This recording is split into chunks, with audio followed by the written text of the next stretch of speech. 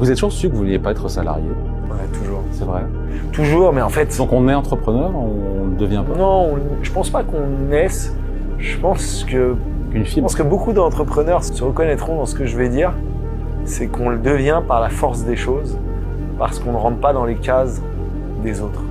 Moi, en tant que salarié, parce que j'ai été salarié comme tout le monde, j'ai fait des stages, j'ai été salarié quand j'étais étudiant et que je faisais des jobs étudiants. Je rentrais dans aucune case. Quand on me disait de faire ça, moi j'avais toujours l'impression qu'il y avait une meilleure manière de le faire. J'étais pas heureux dans le fait qu'on me dise fais comme ça, parce qu'on a défini le process, il est comme ça.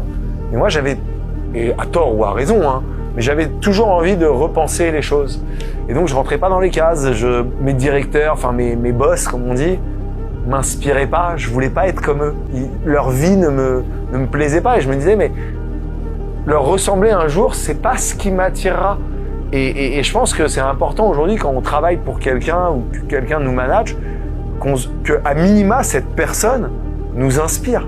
Et moi, c'est ce que j'ai toujours essayé de faire en tant qu'entrepreneur et tous mes direct reports chez Aircall, je pense qu'ils en témoigneront, c'est qu'ils aimaient travailler pour moi parce que j'essayais de leur montrer que c'était possible d'aller toujours plus haut, toujours plus loin. Et je suis assez fier de le dire, hein, et je crois que j'en parle rapidement dans le livre.